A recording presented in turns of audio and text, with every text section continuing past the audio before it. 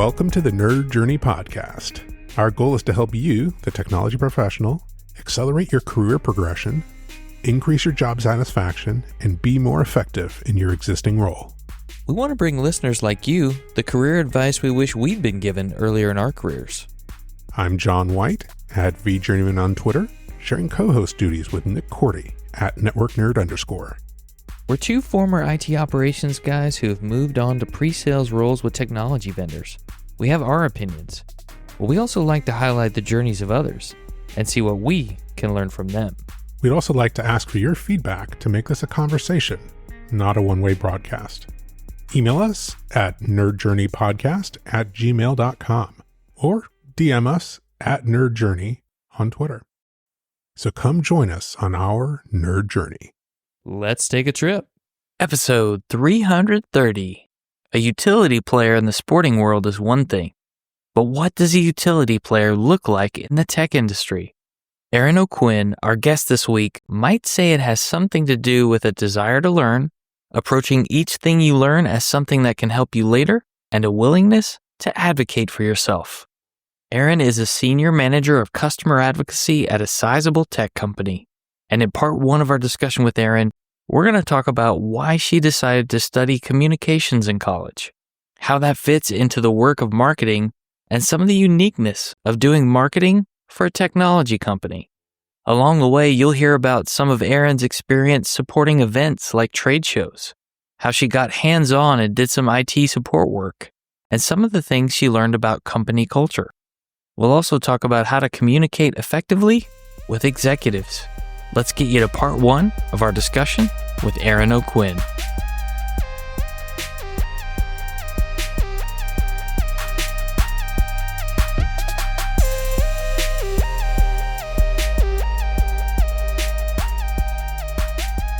Erin O'Quinn, welcome to the Nerd Journey Podcast. Thanks for having me. Really looking forward to the conversation.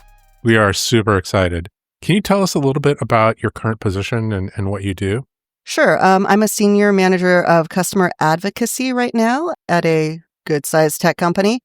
And what I do is I have as many conversations with the account teams and with customers as possible to truly understand what our customers are doing with our products, how they're being benefited by them, what the journey is for them with the products, and how that's helping them get to new points of success for their careers, for their teams, and for the company overall.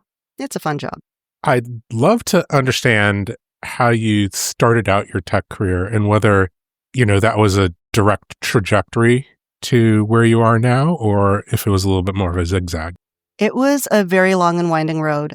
If you go back to when I was in college, I was convinced I was going to be a psychologist. I was going to counsel people one-on-one, solve problems and help them through crises as it went.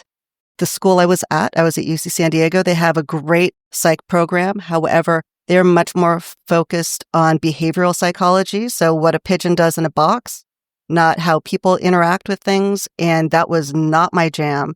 So I made a pivot to communications because at that school, they actually have a focus on not just mass communications, but communications as a social force. So the politics side, human information processing, which brought in that psych piece, and also as a cultural force, which for me is my personal sideline passion.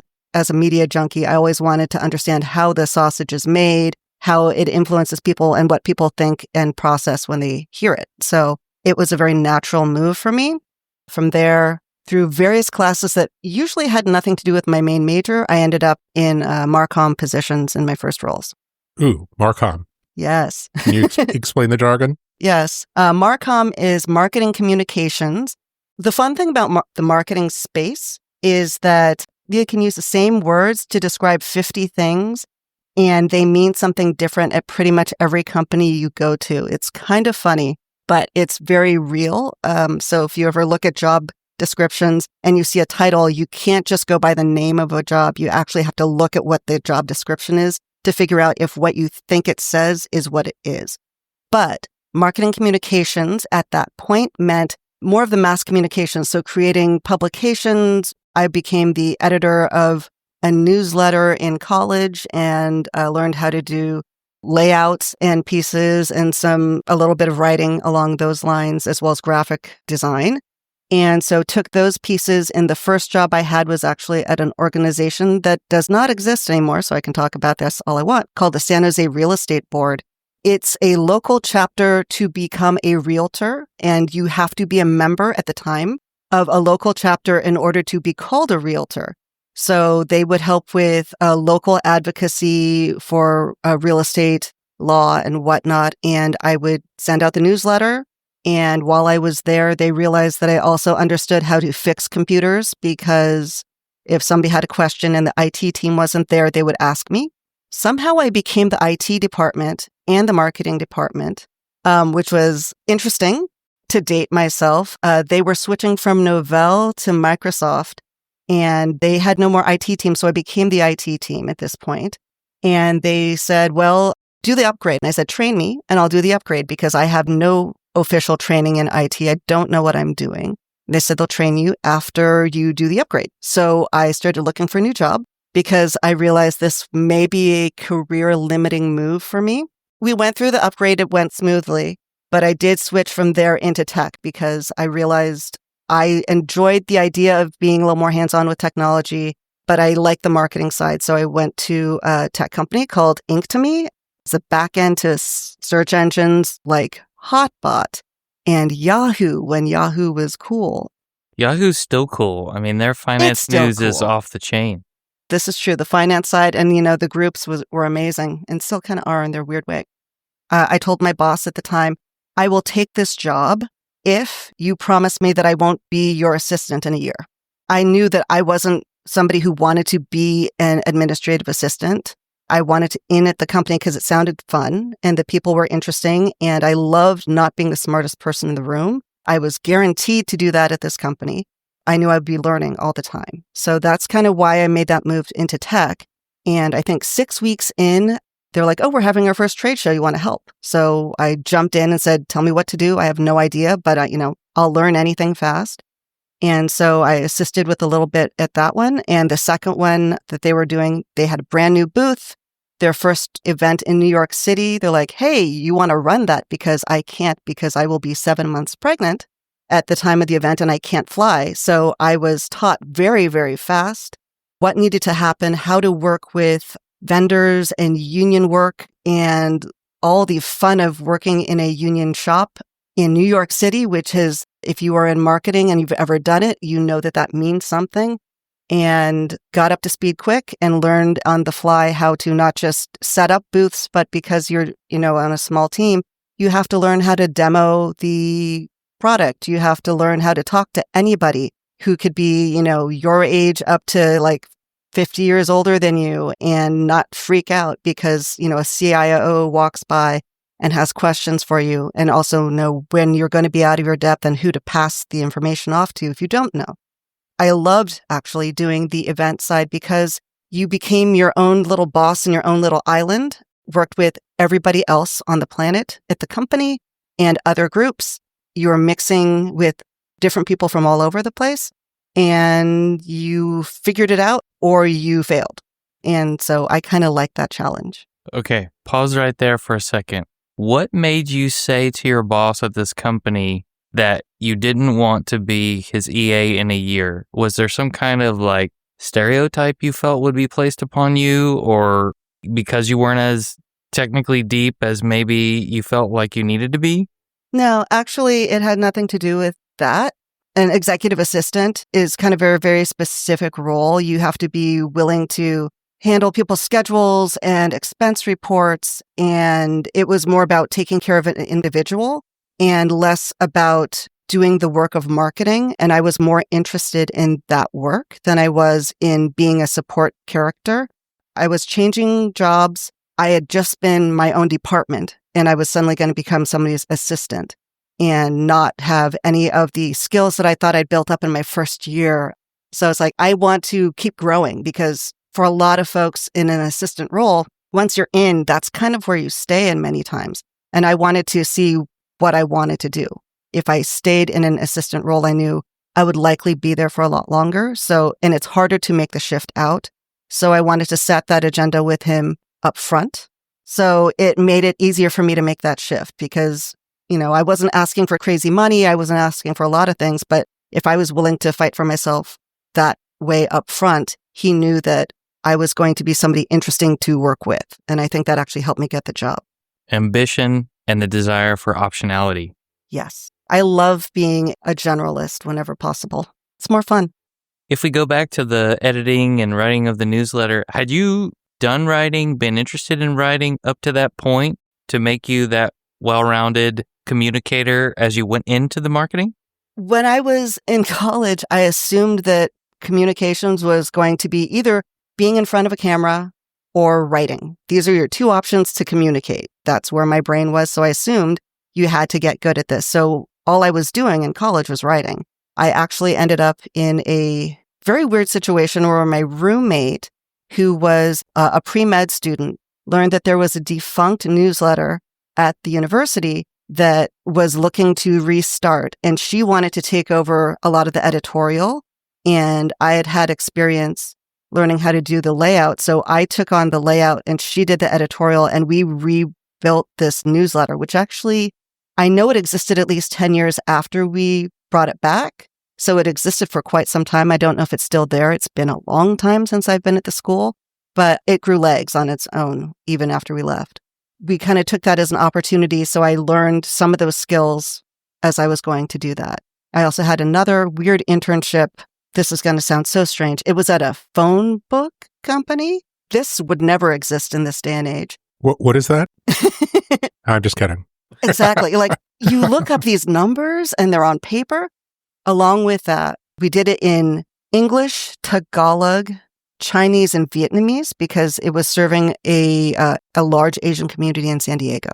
And then I would be the person who would take the translated ads and then do the layouts for them and also reach out to local politicians and ask them to do endorsement letters for that. I started advocacy in college, whether I knew it or not. I just followed the transcript and did it. It kind of got me set up, I guess, to do it later in life. That's amazing. Yeah. So you had all this background and exposure in college to do a bunch of different types of things. Mm-hmm. You got your first year in industry under your belt and then realized that, you were going to make like an industry change into high tech. Yeah. We're willing to kind of have an executive assistant title as long as that was a stepping stone into the company, which your prospective boss actually really appreciated. And then did you make that move or what did that move look like? I grew up in the Bay Area. I've been surrounded by tech since birth, whether I wanted to be or not. I had family members who the only company they ever worked for was HP from like college all the way until retirement, pretty much. My mom is in biotech and pharmaceutical. My dad, even as his early job before he went into sales, he was handling punch card coding when he was in his 20s. So everybody in my family, as far as I knew, went into it. And at the time, it was booming. You could throw a rock and hit somebody who would give you a job in tech. So I figured it was a good place and people were making money. It seemed like a good way to go. And what I learned quickly is there was a lot of action in what was going on. The web was fairly new. Being able to have some HTML skills that I picked up in college helped me because the webmaster left and I became the interim webmaster for 2 months of a company that was a search engine company. So that was slightly scary. There was a decent amount of traffic considering that was happening. We weren't the front end ever, but I helped out for a while. I worked on promotional items. I ran events. Within about 6 months, they realized that I had a good inclination towards the event side. So they asked if I wanted to run all the trade shows. And so that became my primary job. So with that, it was handling logistics, working with product management, product marketing teams, sometimes with the dev teams to staff activities, understand things about the product, be able to make sure that I had all the tech specs secured for whatever they were going to demo in the booths and had the proper connectivity. And then because you have to know these things, and I would be the one helping set up if I didn't understand a little bit of the basics about networking and server maintenance and these other things. So I figured the best thing to do was learn a little bit so I could be dangerous and figure it out so that I would be able to have them in good standing when they walked in the door. Learning logistics, learning about how to have people dress, how to have people behave, what the colors were, how to handle marketing. I also became the promo queen, as I like to call it, at the company, and even eventually ran the company store. So yeah, you adapt really fast. I was always having fun and always getting to learn. I never felt like I was being stuck in a role. If I wanted to know something different, I asked the question. And that first tech company I worked at was very happy to get me involved. They had a very open culture. It was during the .com era, so they would have super soaker fights. And Aloha Friday wasn't just Aloha Friday. They would have barbecues, and each team would try to one up the other one and do crazy things. I think we had lobsters flown in from Canada for one of the events, which was probably the craziest one when we were smaller. But different levels of creativity. And I loved seeing that it wasn't just the people who were supposed to be creative. By outside standards, everybody assumes that in marketing, you're supposed to be the creative ones because you're coming up with the visual and the brand and the words. But I loved how creative the development teams were and how creative the IT teams even could be at times to create and develop these things. So I gained respect not just for people's technical knowledge or how they could wordsmith, but seeing every person at this organization as holistic people who have multiple skills. I think that also prepared me for being able to move into different organizations after that in a more meaningful way. Definitely being able to know every single person at a company that went from 65 people to 1,300 people by first name. I don't think everybody at the company had that opportunity, but because of the role that I was in, and I also worked with events and internal communications. So every company meeting, I was helping out with creating content for that and guiding the logistics of that. It was a blast. Was there anything that you took away from that as far as the type of company culture that you were looking for? Absolutely. What it was how people interacted with each other, how everybody really supported each other. A lot of people talk about, we have this fun activity, that fun activity. But if you're doing it because you're supposed to, it's one thing. If you're doing it because you want to be with these people and spend more time with these people, it makes a huge difference. It's absolutely a game changer for how people interact with each other. So being able to work with people that made me happy to be in the office with every day was something that I decided I needed in a career. And that's something that stuck with me. So when I did make my next move, not necessarily by choice, there was a lot of layoffs at the time. When I went in there, I definitely felt that difference and was able to figure out what about that new company I wanted to be a part of and find my own spot in that. So that helped. And so had a short break from tech for about 2.5 months and went to a little organization called Technology Credit Union. They're a much bigger organization now than they were when I started. A lot more branches. You can see their logo all over the Bay Area, and they're doing very well for themselves. But when I was there, they had two foci, I suppose. One was on their membership, and the other one was on expanding who they were allowed to market to. At the time, credit unions had to have you have to be affiliated with something. It couldn't just be a location. So they were affiliated by company. I came in as a merchandising coordinator, which I realized rapidly was not a full-time job. They had quarterly promotions, and I would make sure that each of the quarterly promotions were well maintained, that, if a sign got a dent in it, we figured out how to replace the sign. It was pretty straightforward, and I think we had 4 weeks out of every quarter that were busy. And other than that, I had 2 months where it was quiet, and I don't do well in quiet. So I started looking for other things to occupy me, and I found 2 teams that were not supported by marketing. There was the business development team, and they're the ones who would reach out to corporations and tech companies specifically to work with them and help them identify and help promote the membership within those tech companies. And what I rapidly realized was that the people who were doing that were very good at business development at a credit union, but they didn't know how tech people thought. They didn't know their audience. I sat there and went, well, I did events for a tech company. That's all we did was talk to tech people all the time. I think I can help them. And so I helped create a few marketing packages so that instead of them having to do it by themselves, I created branded designs for them to use. I helped their events a little bit so that they weren't doing it. It would be like having a field sales team have to manage everything for themselves. So I kind of assisted. It was always their budget, but it was extra hands so that they could come up with themes and make it a little bit more fun or playful, or come up with like, oh, if you're giving these things away, that's normally what you do. But for this audience, if you do this thing that costs the same amount, it appeals to a tech person way more than, say, a pen would. So come up with something new. So helping them sort of speak to that audience. And then we had a mortgage team who they would give presentations once a month, but they had to use the branding of another company for everything they created. So you didn't even know who they worked for or why you would want to get a loan from that team. Worked with them to build out their first set of marketing materials so that they could actually be seen as part of the organization. And so I just kept on expanding my reach. And, I would spend that 1 month doing the big preps for the promos, but everything else was more dedicated to those other groups. And it made the job far more interesting. And I got something out of it. So it was worth it for me. I would assume that also meant that it increased your value to the organization. I think so. I would like to hope that it did.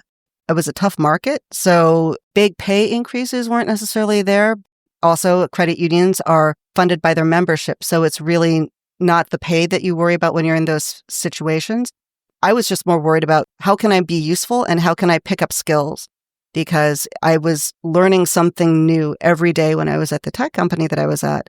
How can I make sure that I keep that trajectory, because otherwise I will get bored, and I don't do well in boredom. So I get too squirrely and I start doing other things. So I wanted to find ways to keep myself entertained. And I did, but it drew me back to tech.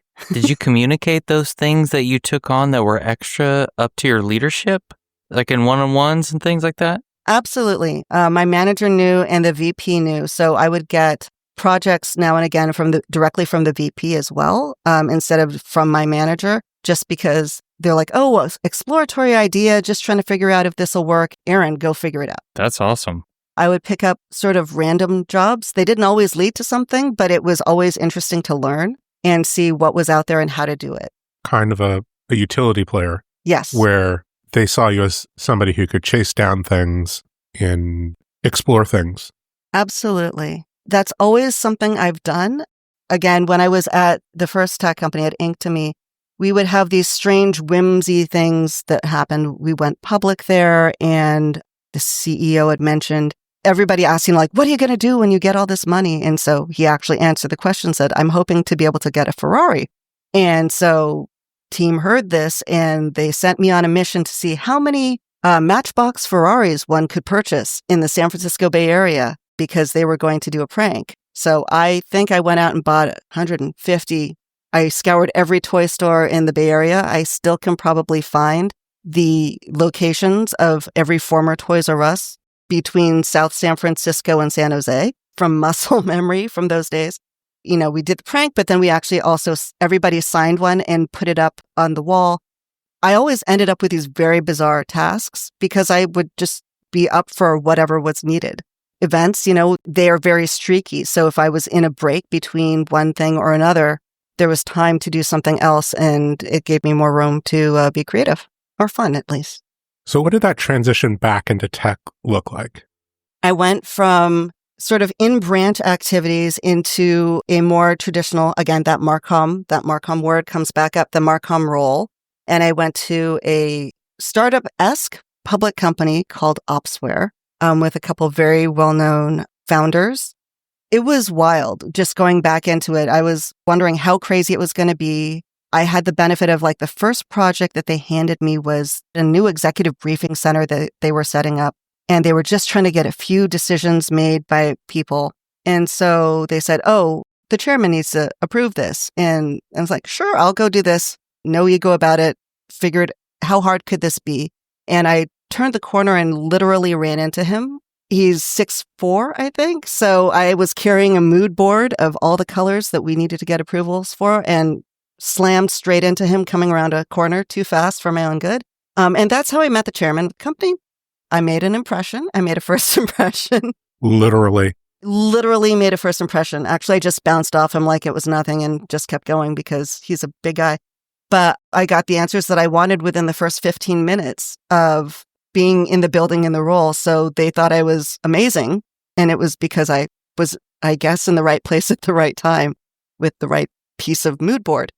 It got me off on the right foot, though. And it was just picking up to see, what is tech doing with things now? So, okay, I was creating case studies and a lot of the writing was being done by others, but it was, how do I establish the brand? What are the things that we're supporting our sales team with? How is that team expanding? And they were building up their sales team at the same time I came in. So it was working with groups to identify those new tools and how do we make them usable for these new teams? It became a more event-focused company. So getting back into trade shows, which was, like jumping back into a comfy bathrobe, getting in there and just, okay, I'm now in my comfort zone. So whatever else we do, it's easy. And seeing what they had and how they were approaching things in a new and creative way. So I was able to bring some of my expertise in the job, but I was also spending a good portion of the time learning about the technology and learning from very smart people who knew way more than I did about the space. I went from a caching and search engine company into a true enterprise software company. I didn't know what that meant. I didn't know how the sales teams would operate. I didn't understand what was needed, but I learned fast because everybody was willing to talk to me and tell me. Being in a company where they want you to learn and they force you to learn, I was all in for drinking from that fire hose so that I can get involved. They were happy when I first said, okay, so if we're doing these events, I know that you think I'm the ops person for the event, but in case I need to, show me how to demo the product. And they're like, wait, what? That's not your job. I'm like, I understand that, but if somebody's in the bathroom and somebody asks a question, somebody's got to answer. I don't have to be good at this. I don't need to be the best person at this, but give me the pitch, show me how to do the basics so that I can at least fill a gap for 5 minutes while somebody else is doing something, and then they can come back and close the deal. I was very insistent on kind of learning those parts. They kept on expanding their portfolio, so I kept on learning more. It was fast and furious and a lot of fun. That company actually, I went on to work at VMware, and I realized afterwards that I was at the first VMworld event with that company. So I got to be walking around there, and also in the process was running into former colleagues from Inktomi who now worked at VMware, who were the executive teams for them. So that is when I realized, I guess, how small of a world technology really was, and that who you know sometimes comes in handy. My memory is very long.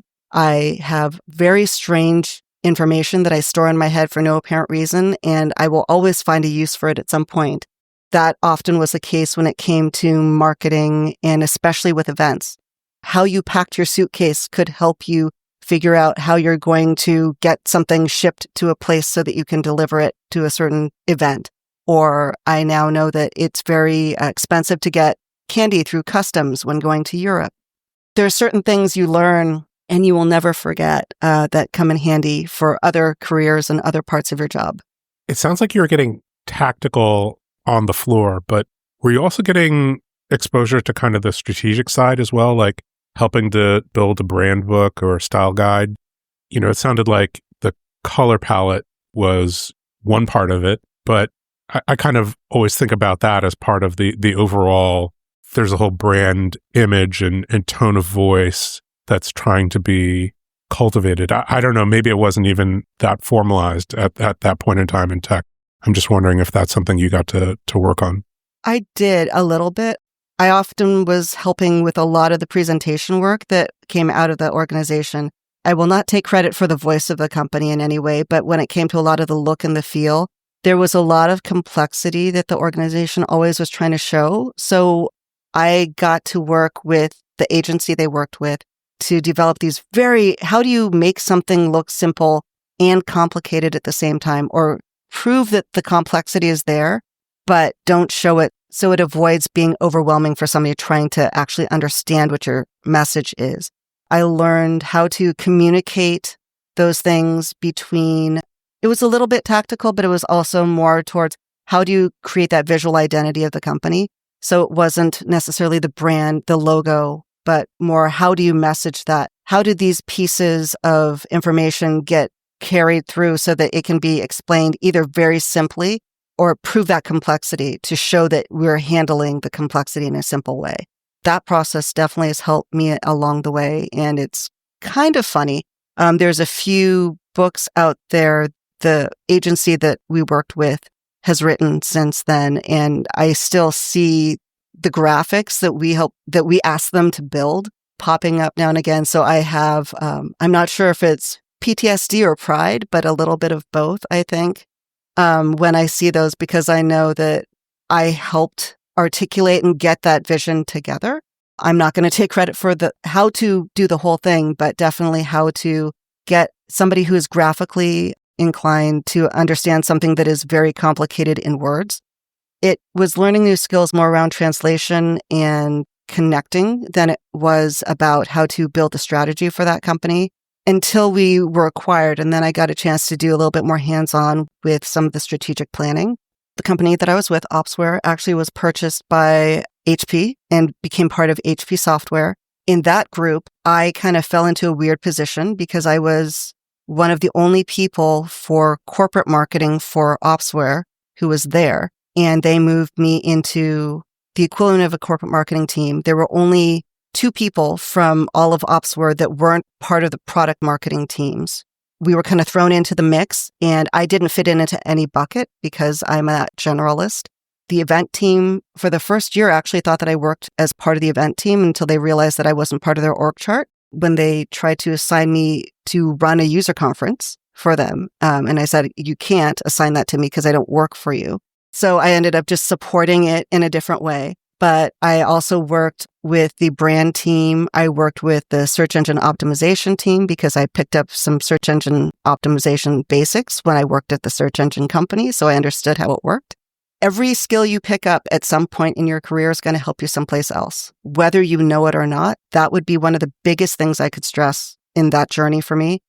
So I ended up working with the brand team, who also worked with executive communications for when they had a general session at one of their user conferences or a bigger event or a sales event. How do they put that production together? And I got to be part of that team. I wasn't the artist. I wasn't the designer. I was, again, that logistics person, but I got to be in the room when they were talking about how they were going to convey strategy. So I didn't shape it. I never would take credit for any of those parts, but being there and being in that room where it happens, you learn a lot as to how that works, to where you can see the process and then extrapolate that into something else that you can actually build yourself later. Did you find yourself applying some of the things that you learned from seeing and hearing and looking at the development of executive communication in your communication with executives at your own company? Because I find this is a difficulty for the individual contributor. You can communicate with your manager. Sometimes you don't actually filter it right up to the next highest problem that you can talk about with them. But if you continue to go up the stack, it's even more challenging and not something we're all used to. Yes. I would say that the first 3 jobs actually that I had really prepared me for that because they were all small organizations. I knew the CEO of the first 3 companies that I worked at on a first name basis, and they knew me. So that helped me build up a little bit of fearlessness when it came to being willing to do that. I remember I used to be in charge of the company teams at something, and one of the developers came up to me because they heard that I was involved and said, I think we want to start a cricket team for our developer group. And I'm like, that's awesome. Just go talk to Jerry. He's like, who's Jerry? Jerry's our CFO. He goes, I can't just go talk to him. It's like, I will go introduce you. He's actually the sweetest person on the planet. By knowing them and them knowing me and becoming more comfortable just remembering that they're people before they're anything else made it much more comfortable for me to do that. So I do feel privileged that I had that opportunity, but it stuck with me. The main thing when it comes to speaking with executives that I found, though, is that if you speak from a perspective of, I am an expert in what I know and what I do, and I need to be comfortable enough to assume that, but they are an expert in what they do, which is running something much bigger. So you need to understand what is their position and what matters to them about what you're about ready to ask them. If you're going to come at them and ask them for a piece of minutia that they don't know how to understand it in context, you need to give them the context or understand that this may not be the right place to or the right person to ask. If it's something where you need to get their buy-in from it, my personal belief is get to know everybody's EA. They're much more approachable people as a rule, and they are the gatekeepers to a lot of executives. So never, ever in any company treat an executive assistant poorly because they are the most helpful people on the planet, or they can be very difficult if you treat them badly.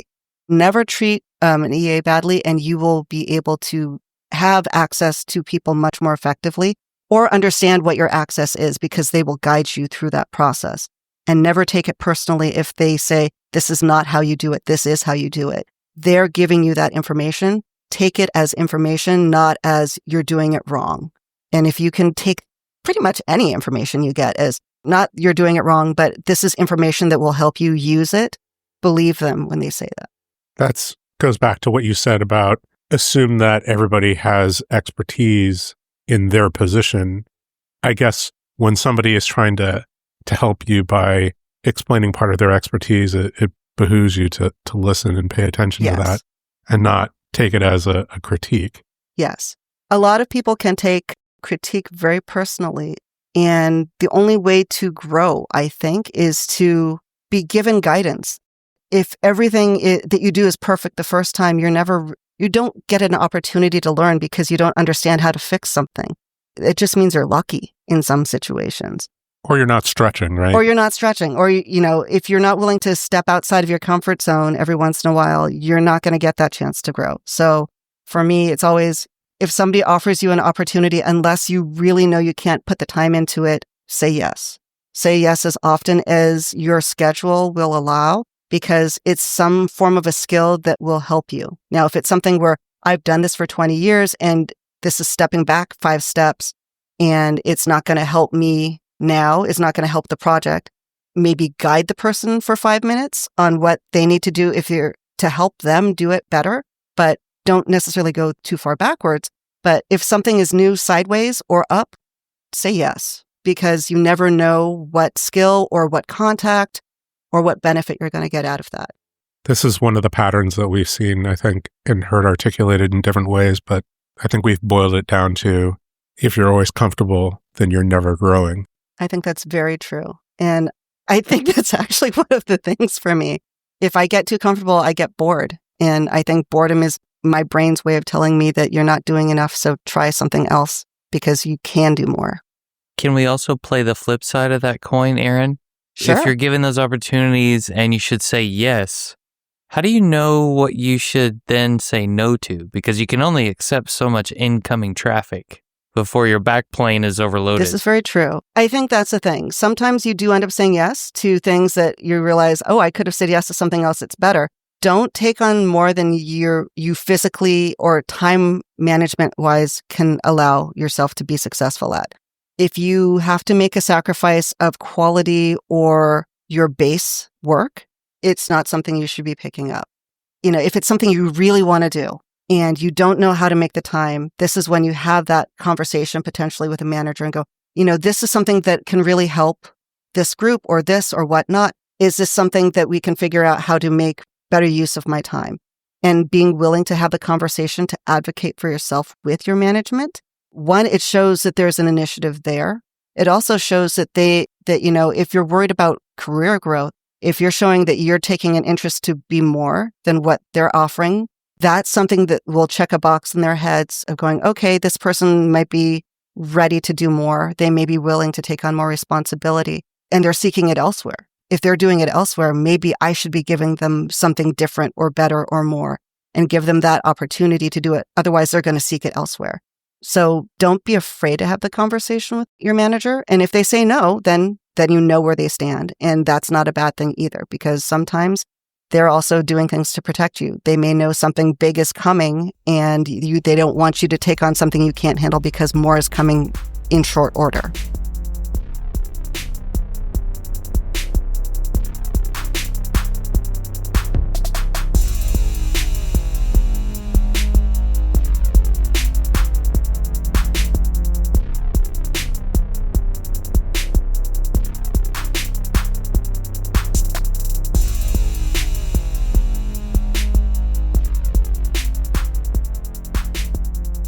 One thing I learned from that discussion with Erin is that we can advocate for different things. We can advocate for our work, or we can advocate for ourselves. When Erin had to reach out to local politicians to get endorsements for the work she was doing, it was about the work, the value of it, the impact that it could make on a particular community. She was advocating for her work. And she was doing something very similar when she approached these other teams inside the credit union that didn't have support from marketing. She had to advocate for the work and value marketing could provide to those teams. And keep in mind, when you're advocating for the work you do, its value and its impact, you can communicate that work, its value, and its impact in one-on-one meetings with your management. And that's something that Erin did. I think that's part of the reason that she got extra work thrown her way, new and interesting projects that kept her excited and helped her avoid boredom. When we're talking about advocating for ourselves, think about Erin's experience when she shared with her boss she did not want to be an executive assistant within a year. She had career ambitions, things she wanted to do. She was advocating for herself, her career, and her growth in the area she wanted to grow. And then again, when Erin was talking to development teams and other technical people, trying to get them to see that she needed to understand the technology well enough to demo it and have a conversation with other people that might come to the booth. She was advocating for herself. It was something that she got to learn. And then, as you heard, she went deeper and deeper into learning more of the technology portfolio, and that only made her more valuable to the company. I think we also see an element of how industry expertise can apply to another company that doesn't work in that industry. Erin had gained some expertise working at a technology company, understanding how technology people think and how to market to them. She was able to take that perspective and provide it to a team that really didn't have that at the credit union. They didn't understand how to market their services to technology people. That's a transferable skill. That's something that we can put on our resume that transfers between jobs and between companies. As you build out your resume and think about your skills, think about that industry experience that you have that could apply somewhere else. Let me give you some examples. Maybe you have a particular expertise or developed an expertise in regulatory compliance and achieving that for your company, working with the auditors who audit to make sure you're compliant and doing some of the work to address a specific finding from an audit. Whether it's HIPAA compliance, PCI, SOX, you name it, that experience with compliance, you can transfer that to any company that needs that kind of compliance. Maybe you worked for a company that was focused on hosting infrastructure or cloud services, or there was some kind of managed service provider for another company. There might be elements of that environment or the way they did business that could help you even if you didn't work at that kind of company. You just worked in IT operations for some company in aerospace, for example. There are elements that could help there. Or maybe you have worked for a technology vendor or a value-added reseller, and there are elements of the role you were in and the relationships you built and the communication flows between different types of people that could help another company. If you go back and listen to episodes 281 and 282, Amy Arnold was a network engineer in the public sector, and she was able to take her expertise and knowledge of the public sector to her role at different companies outside of just working for the public sector. When she went into pre-sales, for example, or when she developed her specialization, for example, she knew how to work with those types of entities, those types of technology environments, and the different considerations we need to keep in mind. And that transferred to a completely different kind of company, a technology company. You never know where the information you pick up doing a specific thing might come in handy. I hope you enjoyed that discussion with Erin. If you did, would you take the time to rate us 5 stars and consider writing a review with what you liked best about this episode? Next week, you'll hear more about Erin's transition into leadership. Farewell, listeners. Tune in next time as the journey continues. I'm John White at BJourneyman, for Nick Cordy at NetworkNerd_, signing off. Adios.